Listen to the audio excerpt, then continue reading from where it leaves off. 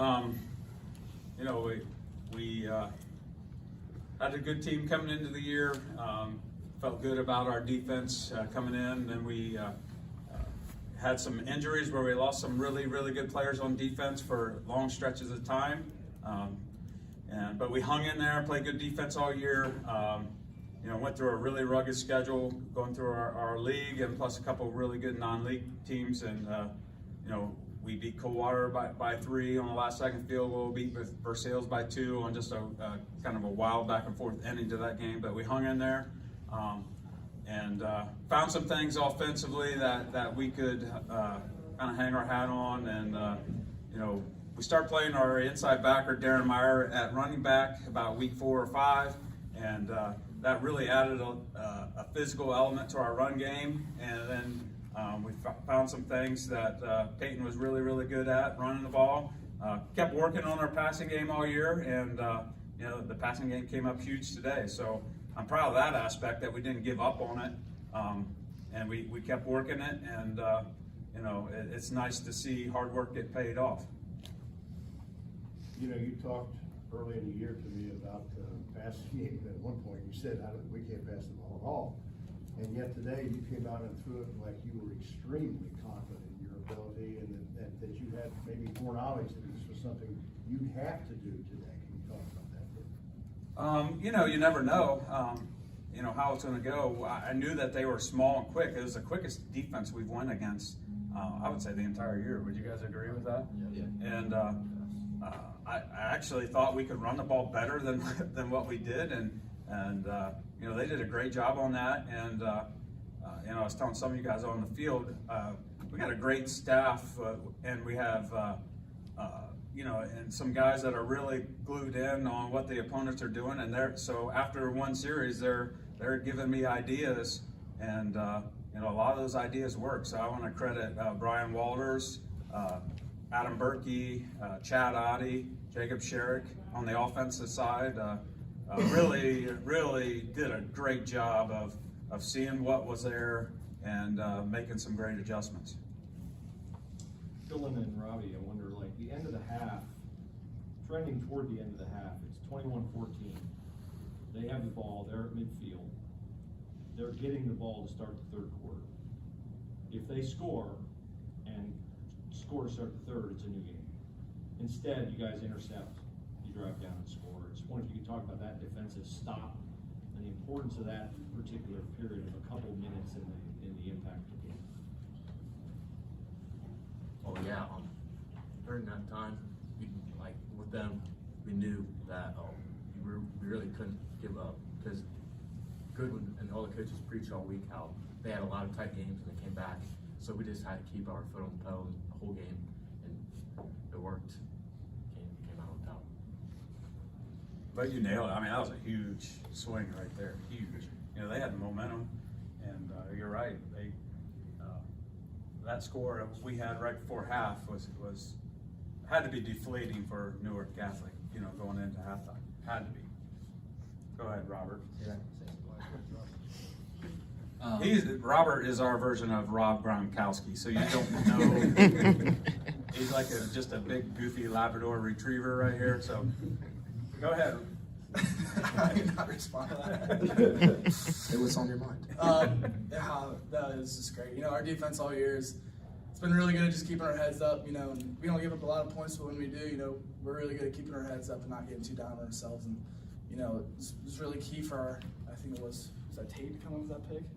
You know, Tate had a huge. Tate or Aiden. I mean, both of them played an absolutely amazing game, and you know, when you come up with a big play like that, it's a real mood swinger.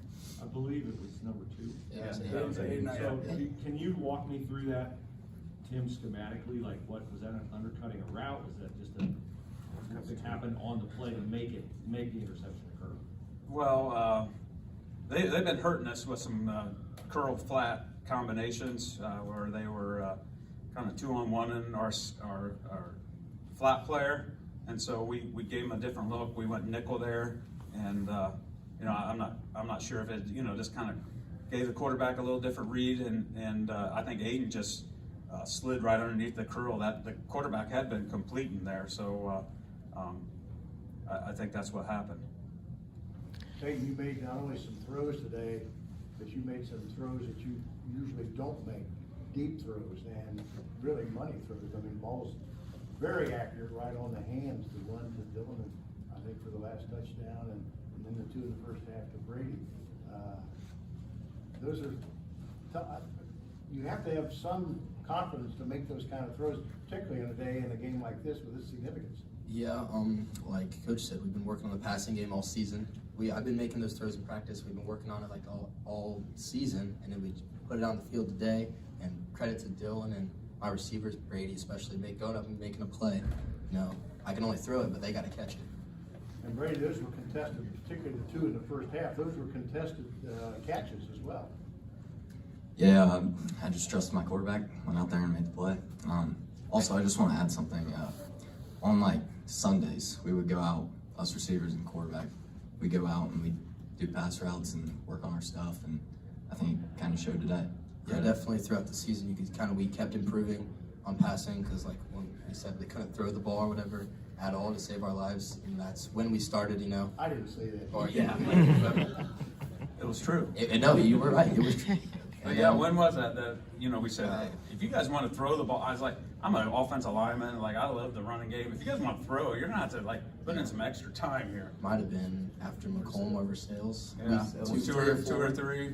Yeah. Yeah, so I'm not sure exactly how much time they spent, but whatever they spent, I would say it was well worth it. Yeah, definitely.